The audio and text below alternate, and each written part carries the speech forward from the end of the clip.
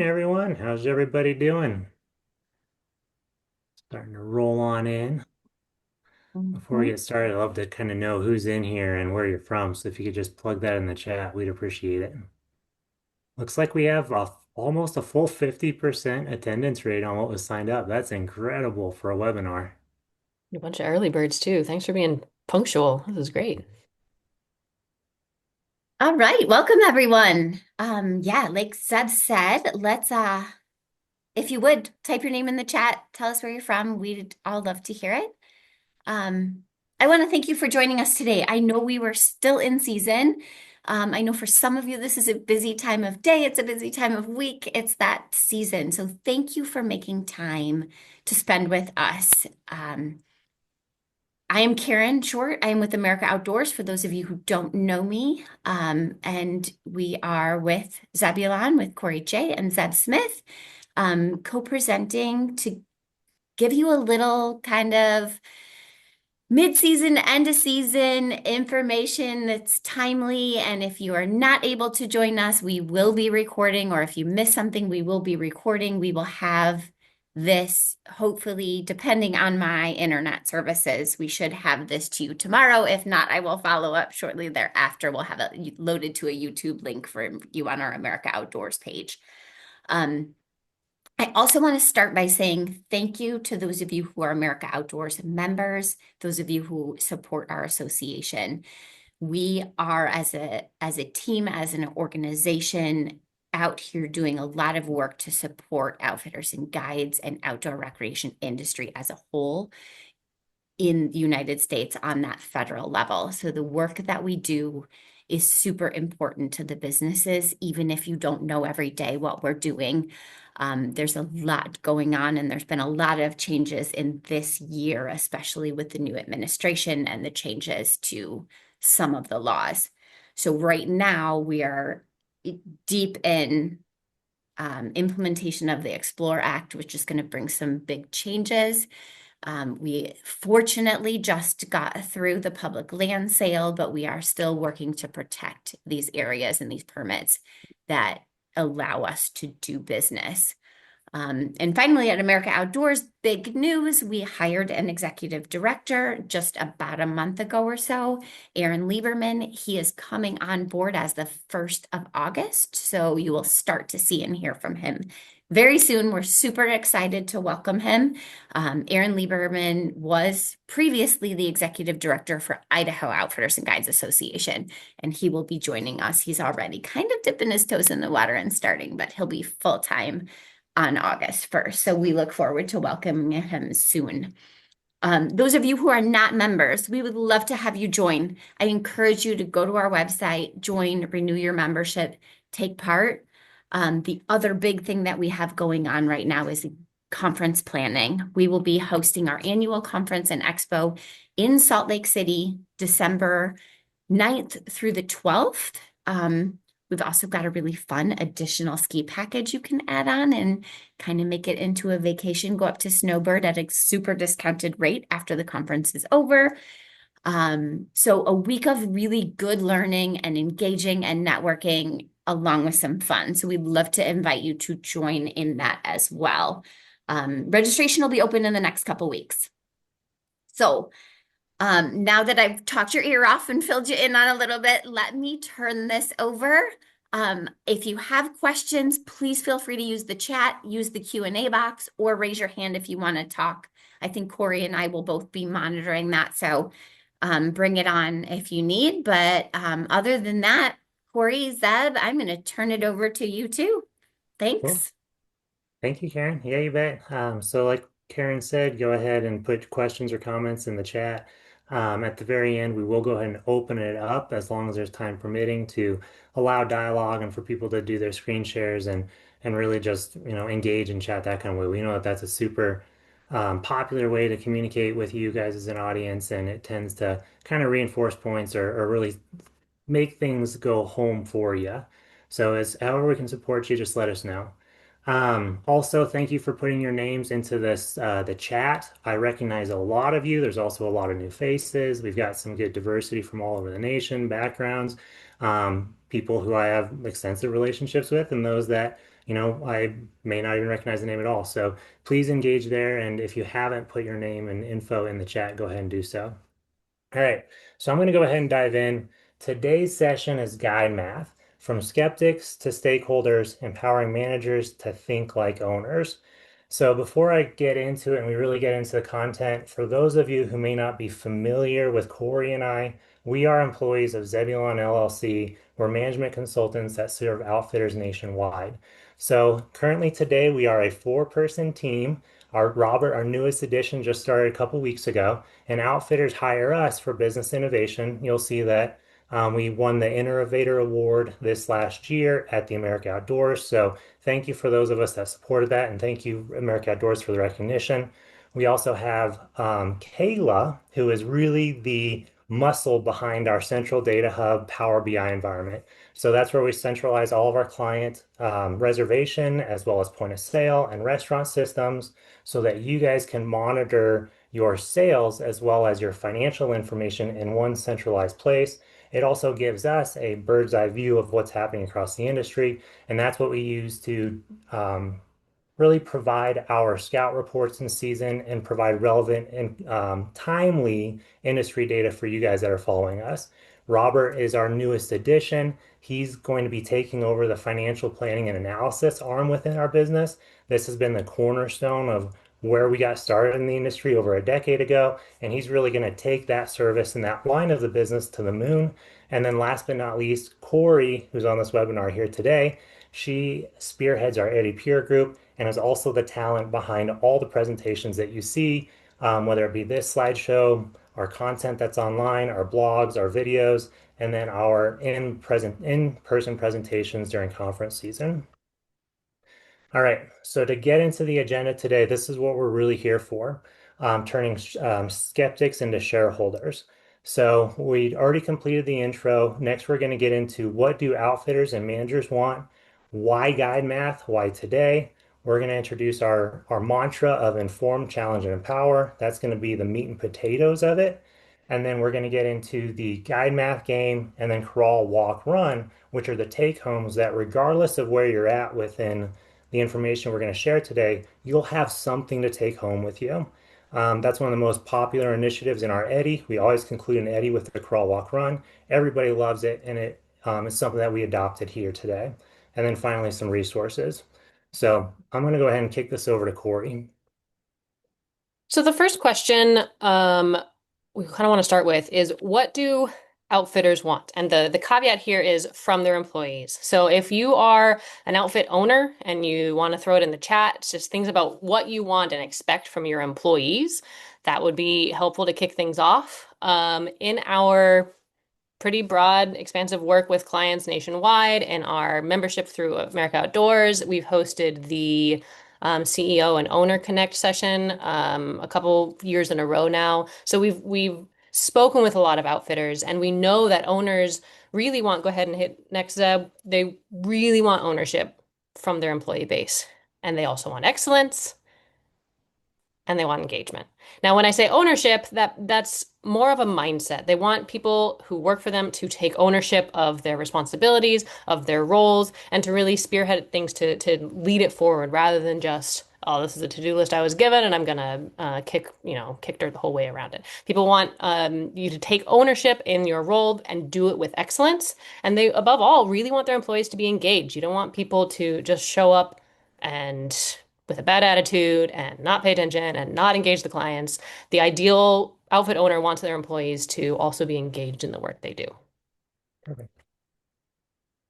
But in our work with America Outdoors and working with clients and a ton of owners nationwide, we come across these common myths. So we've decided to put this kind of Mad Lib style. We hear a lot, employees don't my business. So if you have an idea, again, feel free to use the chat, throw it in the chat.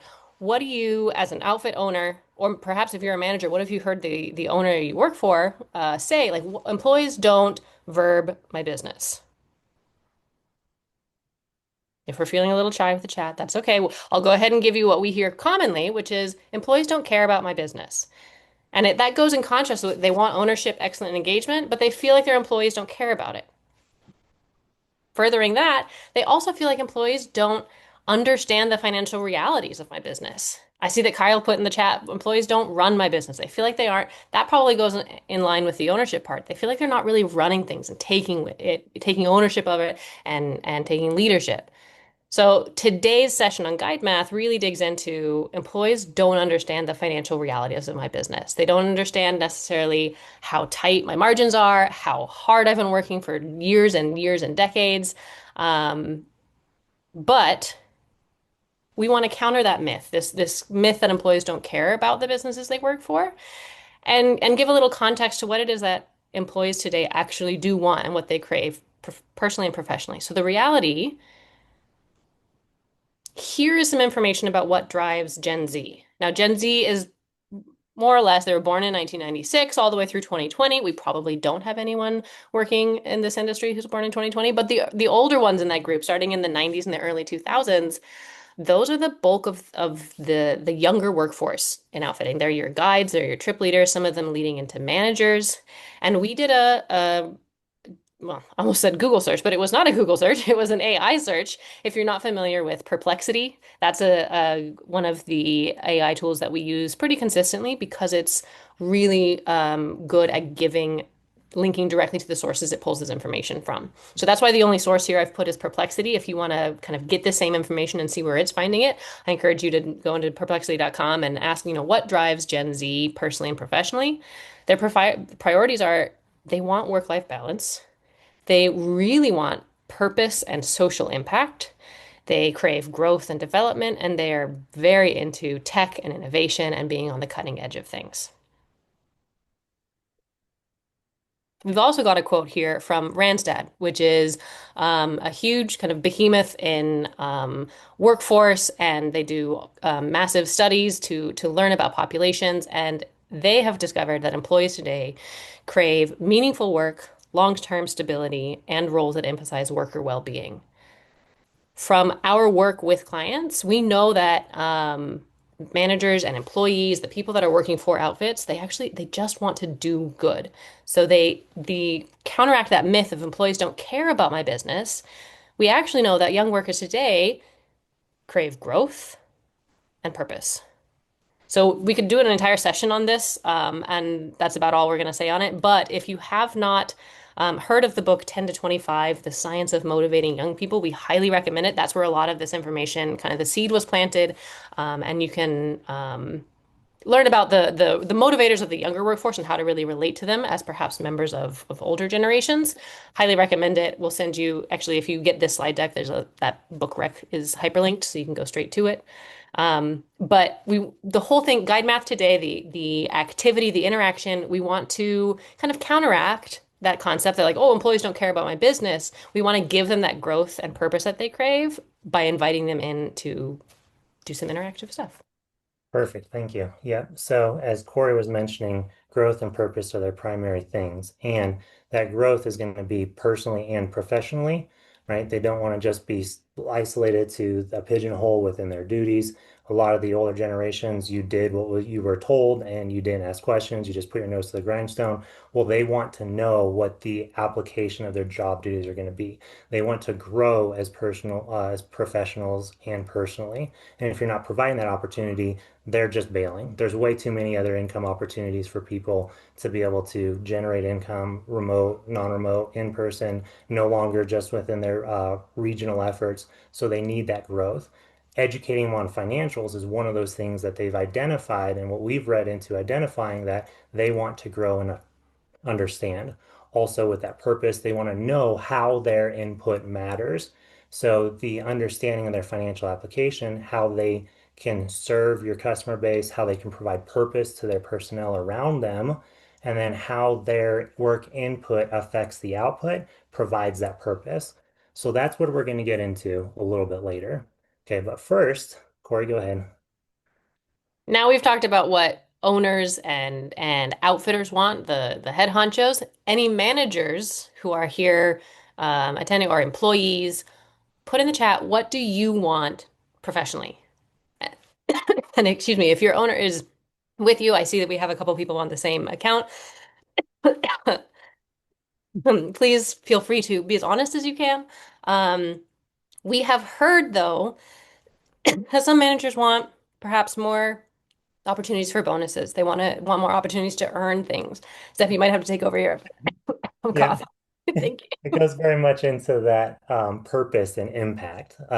They want to have more responsibilities. They want to be given more authority. They want to be given more autonomy. They want to be provided those opportunities to grow personally and professionally. Corey mentioned bonuses, raises. There's a lot of themes around time off or weekends and all of those things. And a lot of those, when you get into and you really kind of hear, they're really like the surface level responses. Oftentimes those surface level responses aren't the direct fix, and they're just kind of like a surface thing to an underlying issue. And we're not seeing anything in the chat right now. So please, whatever it is that you want, make sure that you're communicating that, especially after and through this conversation, and being open and transparent with your ownership and challenge them to incorporate you, because really it comes down to trust and kind of management thereafter. But we'll kind of get into that. All right. So, why guide math and why today? Well, financial knowledge was highly requested after the AO Managers Academy. We were in an Eddie session, and all of a sudden, we were getting these messages just blowing us up about where are there resources about finances. We had managers who attend our Eddie that were at the AO Academy, and apparently, it was a pretty hot topic. So, managers during that academy acknowledged that they want to better understand their outfit's financials. So it was highly requested there. Also, when we're working with managers on a one-on-one basis, they're really hungry for this knowledge and they want to improve. So whether you've been asked by your managers or not, or you as managers have asked your owners or not, this is an interest, and we encourage you to again communicate that and encourage it. Okay? Also, timing wise, there's no better time than the now to start this kind of financial knowledge path, whether it's the beginning of the season and season prep, or right now, the tail end of the season. We're going to give you some tools and tactics to share, either as little tiny bits of information or full on profit and loss information. All right. Better late than never to inform, empower, and engage your staff to take ownership in their responsibilities and improve the financial outcomes of your business. No better time than now. And then finally, we're going to give you that implementation on the crawl, walk, run. So stay tuned for that tactical advice at the end. Again, everybody here should have a takeaway. All right, so today's framework is going to follow this three-word mantra: inform or educate, in other words, challenge them to take ownership and to improve the profitability, your outfit's profitability within their control, and empower them by giving them the keys, all right, giving them the monkey and letting them prove their worth, all right, and letting them show to you that they care by that profitability and through how they define care, as well as learning and kind of matching it to oftentimes how owners define care. All right. So we've all heard the guide math myth before, right? This is where a guide thinks, oh man, everybody in my boat is paying $100 to be here. This boat is making $500. I myself as the guide get paid $100. Therefore, the outfit owner is making $400 off my sweat and broken backs. When we're saying this in person, there's a lot of chuckles, and you can kind of just see that. And we hear it all the time in general conversation. So in the guide math game, we actually lead into this concept. So we played this game that we're going to show you, and I'm going to give you the Excel spreadsheet, but where we literally have got managers and trip leaders together at various stages within a business to play out what they believe the outfit itself is making. So these are just photos from that real world application. All right. So I'm going to go ahead and switch to the workbook so there's no more ambiguity around it and you guys can actually see it in action. I'm going to spend a couple minutes going through this. You guys will have access to it. It's not a protected document, so you can update terminology or whatever you want. The structure is going to be the same, and this will be relevant for like a canoe livery, through a rafting outfit operation, to a day hike operator, to any kind of multi-day outpost kind of operation. All right. So we're going to play this as if it is a rafting-based whitewater company. All right. So that per trip column is going to be oftentimes what the guide or the group of guides when they're in their little mini huddle is talking about, right? Oh man, we've got 6 rafts on this trip right here. Every single raft itself has, on average about 6 passengers at max. And we know that each one of those passengers is spending $124, for example. All right. You can then kind of extrapolate that, and I'll go ahead and move over to the other season where you start thinking beyond that trip and they start thinking about, oh man, how long this season goes for, right? So on this particular trip, there was only one trip. We might have upwards of 5 trips a day, and we have a 16-week season. Um, oh, and then we also have 30 days on average within that season, right? So we're probably pushing out like 86,000 passengers potentially. And, when we're in dialogue and we're sharing this with the broader audiences, they'll see that number and they might kind of mention that there's some early season and a short season, so it's not at full capacity. So they might settle down on like we'll say 24,000 passengers as a reasonable number, right? Also, if you have lodging and other income streams, we can put that down here. So let's go ahead and assume that we have like 15 little tiny cabins. They're going to be rented. There's 30 nights in the season. We have that same 16-week season. So there's 7,200 nights. And on average, we're selling those at like 150 a night. And again, have your guides and the people in the room will be saying this based on their perceived knowledge. All right. We also sell inventory. So we'll say we sell 10,000 inventory items as well as some photos. And on average, we're doing 15 item dollars per item. So now we've changed all of these inputs, right? And these are those like driving revenue numbers. And this is those one of those first things that when people are going through guide math or they're thinking about it, this is that top line.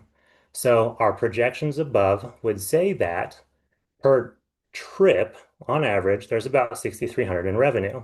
And when we consider those annualized numbers, that means the outfit is driving 4.2 million in revenue. All right. So now let's get into the cost side of things. The first section is going to be those direct costs. So from in our example here, this is a raft trip operation. We'll go ahead and say we'll come out with the guide wage. So leaning into our $100 per guide, and we've got 6 guides that are on this trip. So there's about 400 grand in guide wages. We've got some driver wages, and we'll just say the driver makes 50 bucks for that trip. Fuel, we know there's $4 a gallon, and we're probably running about 1.5 gallons per trip in diesel. Equipment, there's really not much equipment that gets purchased on that. Yeah, there's paddles and things that we lose, but that's all capitalized anyways. So, we'll just guess maybe it's like 10 bucks in equipment. Every guest gets a meal. It's 250 a meal, and there's 36 guests on the trip. And so this is literally the kind of dialogue that guides start having in the guide math. All right. So in our example, then we have 6,300 in revenue. Direct costs are 756 bucks. Therefore, our first profit number is that gross profit number. And this is usually where guide math ends when you hear guides talking about this. So that's $5,500 and an 80% gross profit margin. That's stellar. And when you look at it annualized across the year, that's about 3.7 million gross profit. Now, this is where the fun starts happening, okay? Because usually by this point, the guides and the people in the room are really familiar with these costs up here. They're familiar with the revenue, they're familiar with the costs, but they're not really fully aware of that overhead spend. So when we get into the discussion around this indirect spend, this is where the wild, wild west happens, right? And we've got 5 kind of just top line key areas that are usually recognized by, the non-knowledgeable workers on the financial situation. So we'll in that dialogue and in that discussion, we'll mention, well, you know that there's some overhead employees, and who's an overhead employee? Well, those are those office employees that check people in, that take reservations. There's the janitors and there's the other facility people that are around.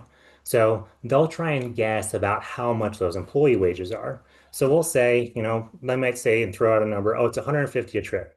Well, that's 100 grand. You realize we have like 5 people. That means they're making like 20 grand. A lot of those are year-round people.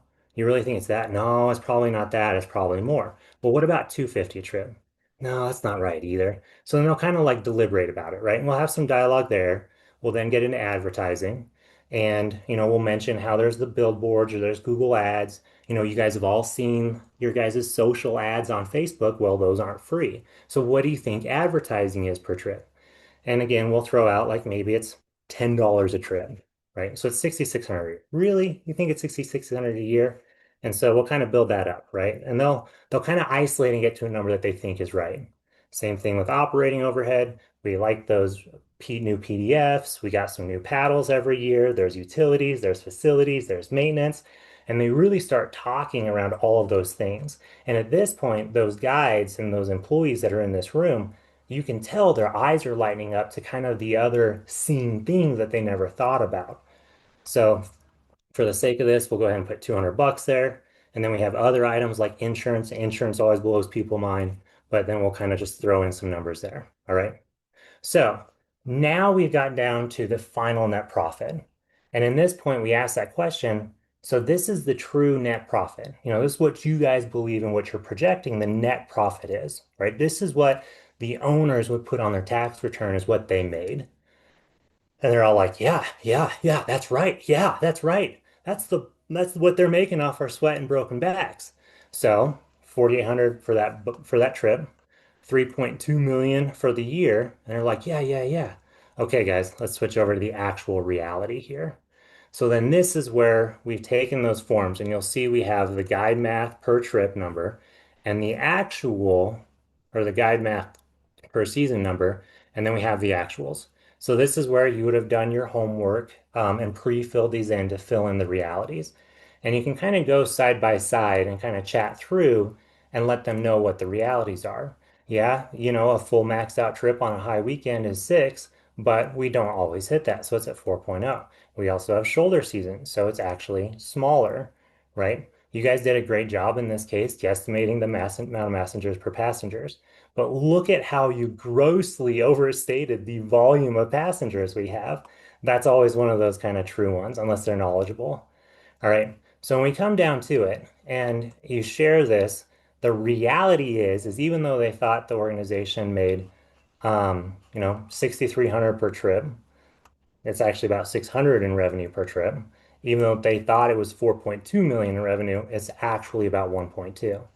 And then here's the costs, the direct costs that they thought they knew so well for a 62% margin, the real overhead, which is always a lot more than what they usually anticipated, even though in my example it was pretty spot on. But the reality is that that operator made close to $3 million less than what they thought, right? So now this is oftentimes where we'll incorporate the responses to that question of what do managers want, right? Before I move on to that, I do want to acknowledge for your guys' reference, and this is kind of some truths that we've noticed within the industry. When it comes to gross profit margins, the target baseline is kind of like 70, low and high are according, and then same thing with that net profit. Now every outfit is different, but those are just some general references for you. We've seen much higher margins outfits, and we've seen much lower margin operators, but this tends to be the money spot. All right, so getting back to what those managers want. Well, then those managers will take or those trip people that are in there that are asking for raises and benefits and bonuses. We know that the cash flow doesn't start here, doesn't end here. So we'll throw in the other cash discussions that are impactful during the course of a year. Well, we have to pay Uncle Sam, somewhere between 20 to 30% on those income taxes. So that's 100 grand right off the top. You guys like having new equipment every year. There needs to be about 34,000 budget for equipment. We've got some maintenance on the bathrooms that need to be done. We all want clean bathrooms. There's some debts to pay down, and also the owners need to be paid. If we're smart, we're actually putting some money aside. And after all of this is said and done, this would be those funds available for raises, benefits, and bonuses, right? So as we'll see, at least within the realities of this, there isn't those funds available, okay? So I'm gonna, at this point, this is where we would switch from, no longer guessing, no longer being informed, but we'll get into the challenge side of things. And the challenge turns into how can you, as managers and employees, improve profitability within your control to drive these funds available for employees, right? So, depending on the audience you're in front of, this can be a tool. You can update those metrics, update those numbers, set projections, but we're not going to go through that right now. Okay. But just know you can use the tool to increase those. All right. So some best practices when it comes to the guide math. This game is collaborative, right? It's fun to just kind of introduce it, ask questions, let them throw their insights in, and let that kind of fire just boil up until they're really kind of into just discussing what they think is happening. Um, Employees always be encouraged to just shout things out, think about what's top of mind. Everybody has good ideas. And the biggest thing that's most important is for owners and those managers that may know the realities, zip your lips. Don't guide them, don't tell them, don't encourage to kind of share with them the realities during that beginning phase. You can ask prompting questions to acknowledge some other things, but don't tell them the answers. That diffuses the game, right? We want them to come up with those numbers. We did this in a session in California with a father-son ownership duo, and they kept trying to interject things and make suggestions, and we ultimately had to say, if you share a last name with someone in this room, zip your lips, like, or we're gonna send you outside. So they got the point eventually. That was a really fun session. So that concludes, at least at this page, the inform session, right? Um, there's more ways to inform. You can inform smaller segments, but that's just the fun guide math. If you're gonna sit down, sit with people, do it within an evening session, it's a good tactic and a fun game to play to share those realities. At the end of the day, you informed them and you educate them. There's no more questions around what the realities are. They're not making up their own realities, but you gave them the real reality. So now we move on into the challenge section. So, what is the particular challenge that we want to give to our employees? Well, those that have been informed, we want to challenge them to increase the profitability within their control. We want to encourage them to either find ways to increase money in revenue or to decrease expenses. So in that session, what we typically have done is we'd allow, different pods or groups. Say we had some retail people in there, or we had some guide people, or we had some overhead people. We would maybe encourage them to break up and have dialogue around how they could improve profitability within their control within their department. And even if you're not doing it within a group, that same challenge applies. It's the same challenge regardless. And you may even allow them time and space to think of it on their own and approach you later. We like keeping this present within this group and collaborative in an hour in a workings when we present this.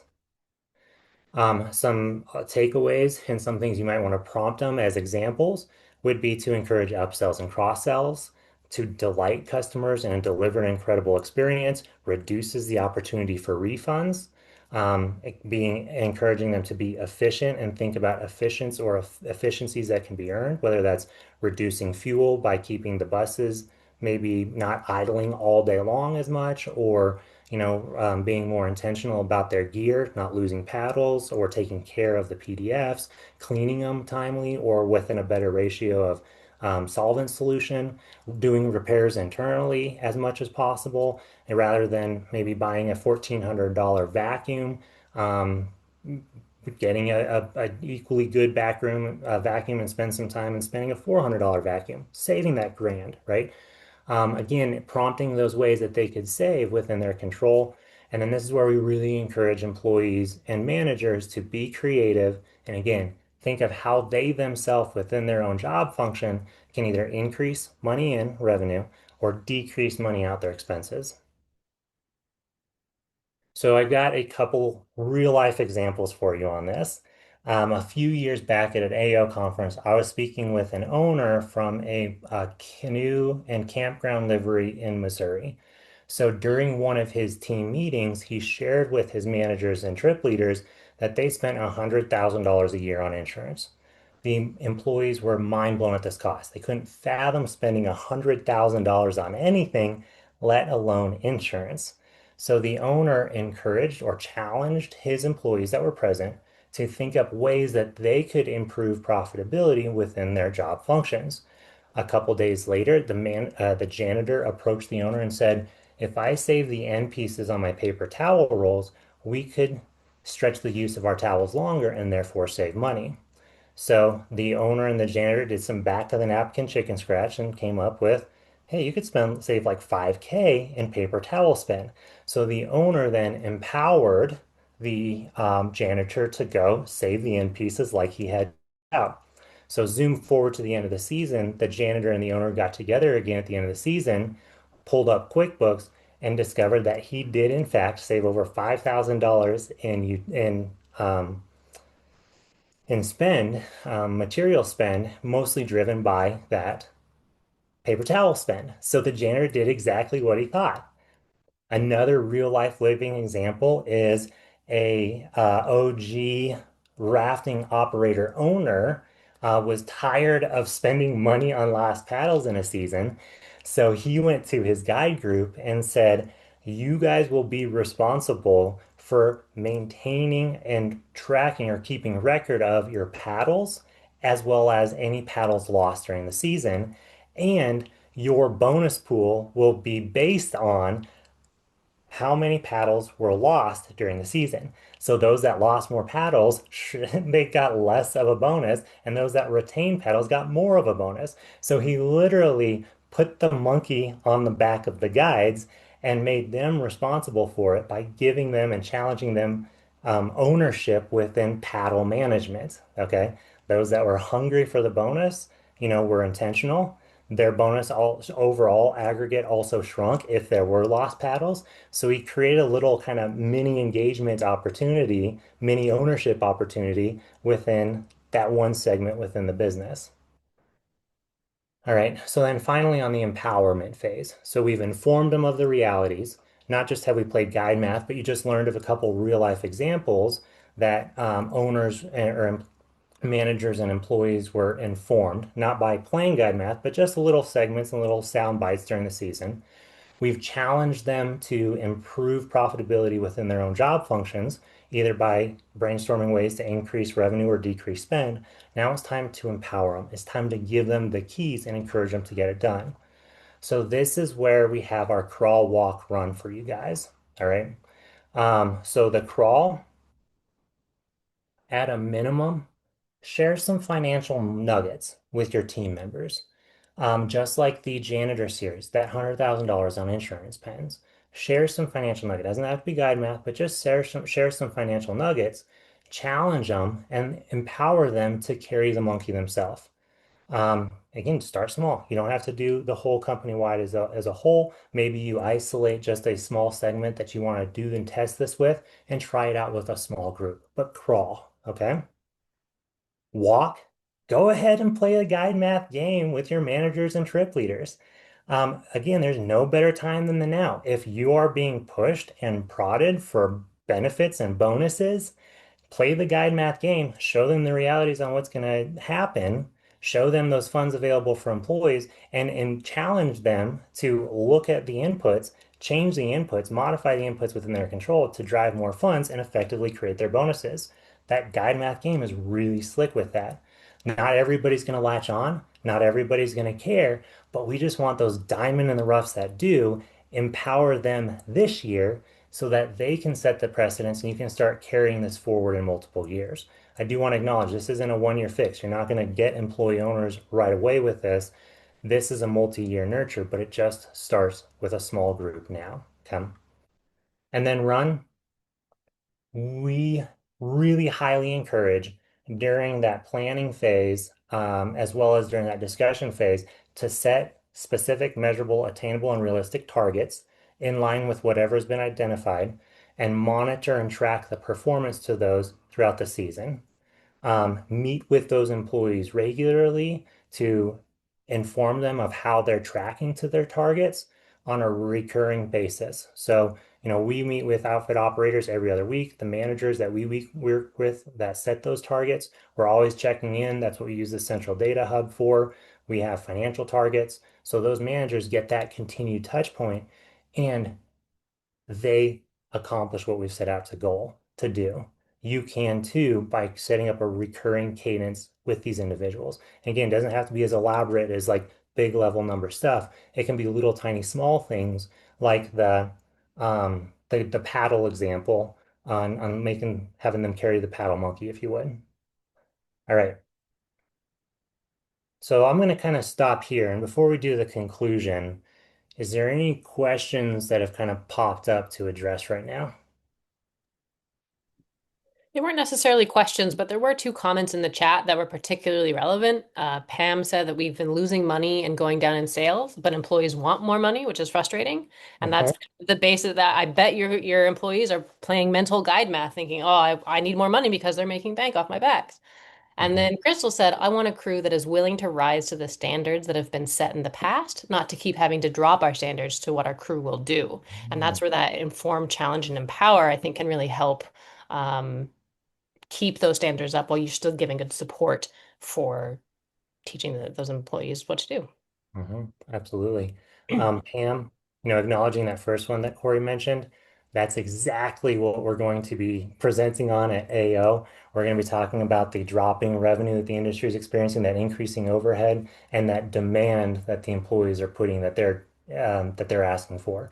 It's literally titled "Earn Your Keep." Employees earn your keep. So we're going to go into a lot more elaborate kind of explanation and some other tactics that you can apply within that broader thing.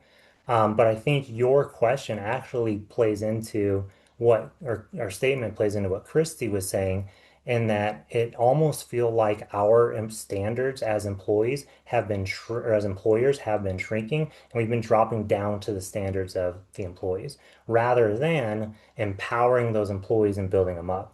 So one of the things that we work on often, one of the main themes that we've had in the Eddy this last year is called the mentor mindset, where we set high expectation and high support. So I believe just if you look at kind of zoom back across businesses and employee management over the last decade or so, those demands and those standards have been dropping due to poor management across all kinds of industries. And it's really a time where this correction needs to happen, I think, from a broader cultural standpoint. And you might just be the beginning of that right tide. You may not change the whole industry, but I encourage you to set those high expectations and create that high support within your outfit. Um, 10 to 25 talks a little bit about that. Other good book recommendations that we're always mentioning is um, Patrick Lencioni's Five Dysfunctions of a Team, the First Break All the Rules by Gallup. On this financial discussion, there's The Great Game of Business. Corey, actually, could you pull up our blog on book recommendations and go ahead and drop that in the chat? And maybe that can be a resource that we add to the guide math. And we'll add that here. So, If I can interject really quick too, I would just love to say that I think from both of these statements, they're powerful and honest. And I think that it's really important that this shows the legacy that you have in your business and the legacy you want. And I think that leading with that and helping communicate that as you implement these strategies speaks volumes. It speaks to who you are and it speaks to your business. And so it's very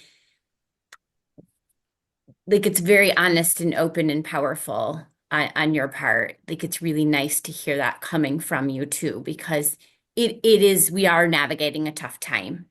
And these tools that Zebulon is putting for you and these recommendations of books will help you do these little things that could make those changes. But I think it's really important.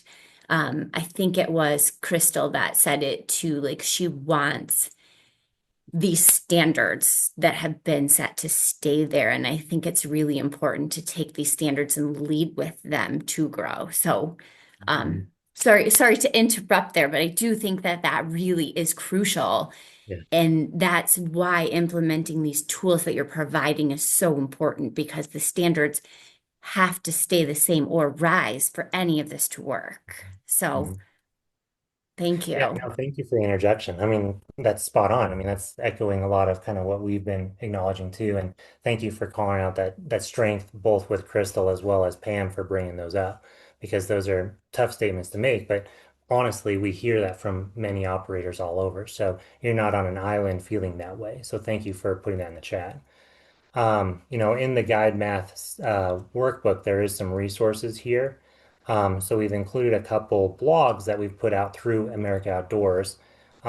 Corey will go ahead, we'll drop in the reading list here before it gets uploaded to you guys. Um, but feel free to go ahead and look at some of our other articles. We got that YouTube page, join the Outside In crowd, and then specifically, I want to acknowledge the Groover Gap. Corey's going to get into this in a little bit, but this is where we get together with outfit owner operators on a monthly basis in a free setting to just discuss whatever's top of mind. Okay. So I see some other questions. Let me just kind of acknowledge those. I was going to say, before we move on, there is one Yeah. one question from Kyle Fischler that says, "What times of the year do you see this type of education for staff working best? At the start of the year or the end of the year?" And then just add on to that question, how widely do you start? Is this a part of first-year employee onboarding, or do you rely on the culture change to inform them?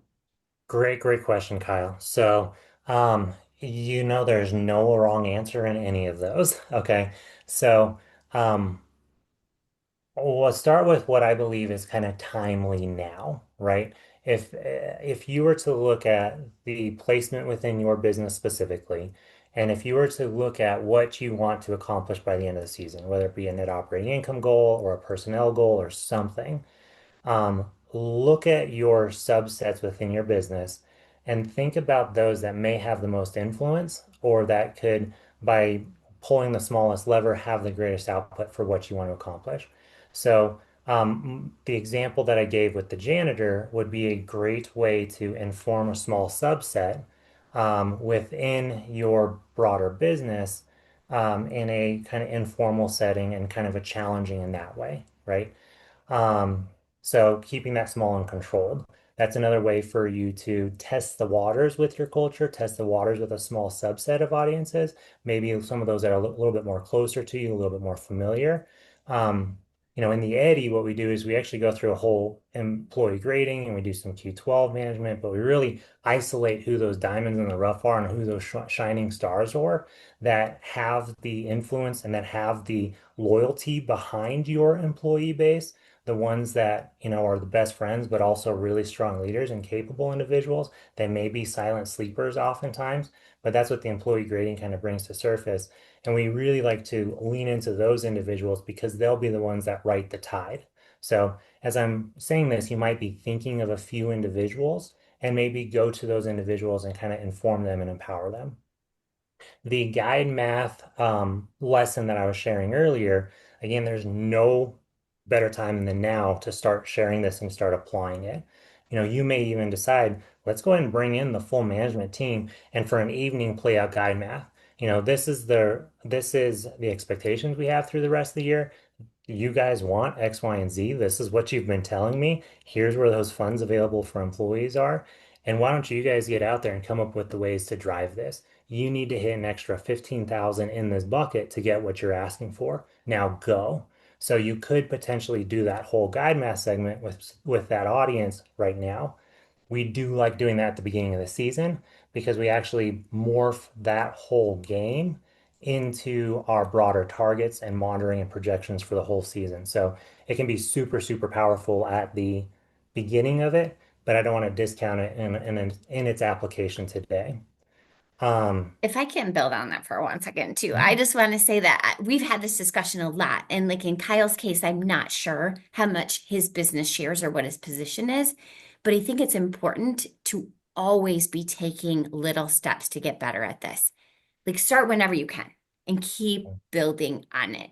Sometimes we want to like jump in and think about this giant big picture, but sometimes it's just about like find that one thing mhm, and build a little bit from there. mhm. Yep. Again, little tiny traction turns into a snowball eventually. It just takes sometimes a little bit And you have smaller. to start with where you are. Some people in this meeting are not having these discussions at all yet. And some people are sharing a lot of information. So we have to start where we are and build, right? Mhm. And Exactly. some owners, it's been a while since you've been an employee and had felt that trust when someone thinks, okay, I'm going to take you under my wing. I'm going to give you this little financial nugget. Doesn't have to do the whole thing, but that can make a world of difference in an employee's trajectory. Just opening that little door, even if you don't go the full shebang. Transparency equals trust, right? And especially, we didn't get into this now, but Corey and I have chatted about this in other live seminars about the younger generations. They've got the world knowledge at their fingertips. They can call your bluff. It might have been back in your day, you put your nose to the grindstone and you do what you do. Like you don't need to know that kind of stuff. They have access to call your stuff. They can bluff you real fast. So in their world, transparency equals trust. If you want to gain the trust of these employees to get their loyalty, to take ownership of their responsibilities, Patrick Lencioni's Five Dysfunctions of a Team, as well as the Q12 layers really well over this. Corey, we might go ahead and post that in the outside in crowd, that visual there. But at the bottom is trust, right? And if you don't have trust, you can't resolve conflict well. If you can't resolve conflict well, you can't get their commitment or loyalty. If you can't get their commitment and loyalty, you can't expect results from them. It all starts with trust. And being transparent with this is that baseline trust with this younger audience. So if you're not being transparent, you're never going to get their trust and you're always going to have these problems. All right, I'm done with that. Um, the final question uh, is this a part of the year employee onboarding, or do you rely on culture change to inform them, as well as, probably the timing of like an official onboarding or whatever else? So, we've, well, I've shared this with outfitters, do it within what's your comfort zone. And the same thing with what Karen was acknowledging. You can start small within your trusted loyal group and kind of expand on it beyond there. If you read The Great Game of Business by Jack Stack, he's got a whole plethora of books on open book management. He's kind of the grandfather of it. To him, he'd say, rip the band-aid and start from scratch. If they're not working for you on this case, they're working against you.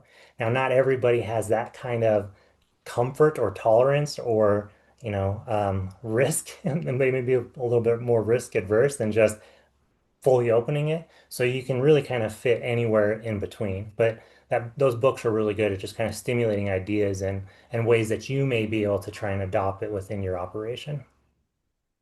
Okay. All right. Any other final questions? No. All right. So Corey, you want to kind of take away from here? Yeah, so there's a bunch of resources like Zeb showed in that the workbook you're all going to get. There's links to all of these, as well as this slide deck will have hyperlinks as well. So the first kind of baby step is to check your email for this workbook. You're going to get that Excel sheet. The resources are hyperlinked there.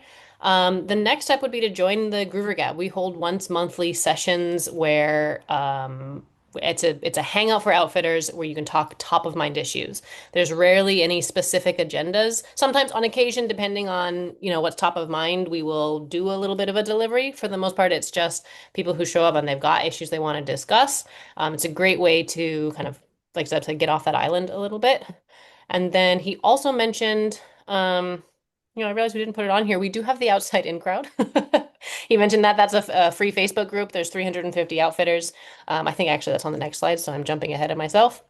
But the next, if you enjoyed today's session and you like this kind of tangible hands-on content, in on August the 19th, which is a Tuesday, it's actually during our regular Groover Gab session. So if you're signed up for those, you'll get the reminders. We're gonna do a mini off-season business accelerator. So we're going to be going through the top three initiatives that our clients have had the most success with and have helped really innovate in the off season as you look ahead to next season. So we know you're tired.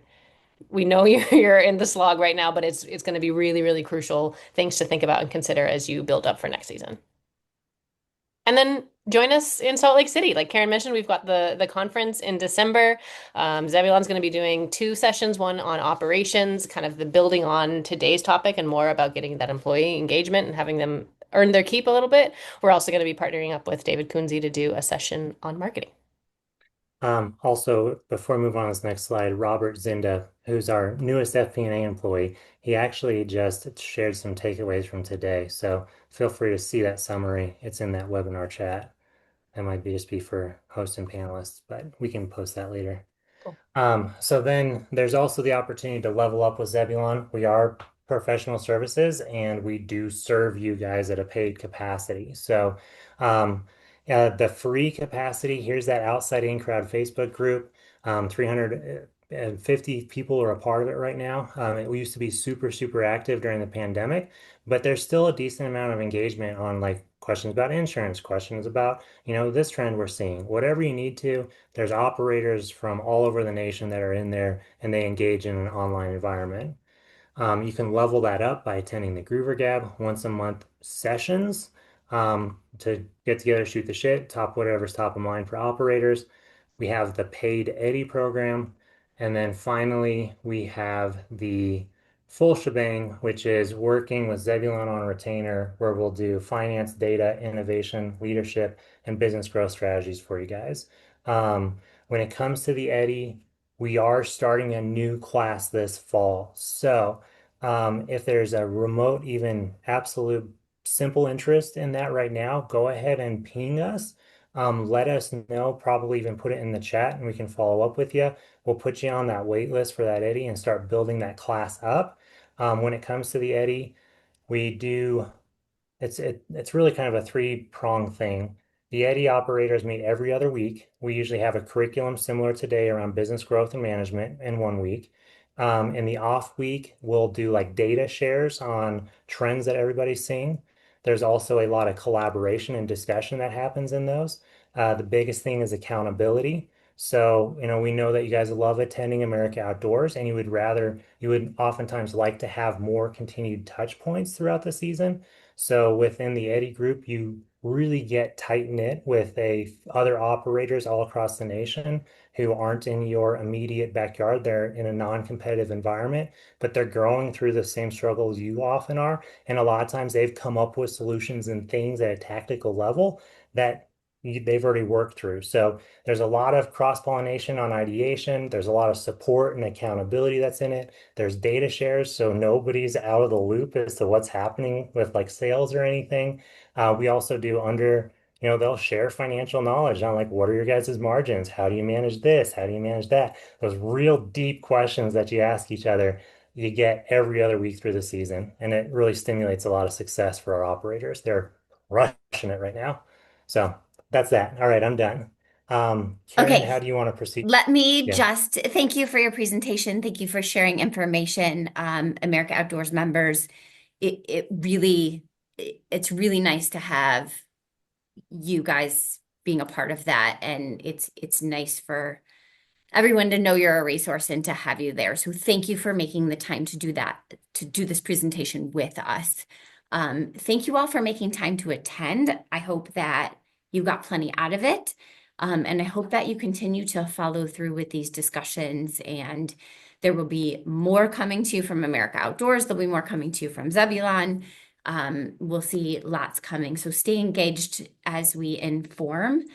And again, look to that conference in December as we plan. There are tracks for all parts of our industry, and we are intentionally planning the conference to meet different levels from ownerships to new management. So we're really focused on that management level, but whether you're first year manager or whether you're an owner or been a high level manager for years, there's something for all of you there. So we hope to help you.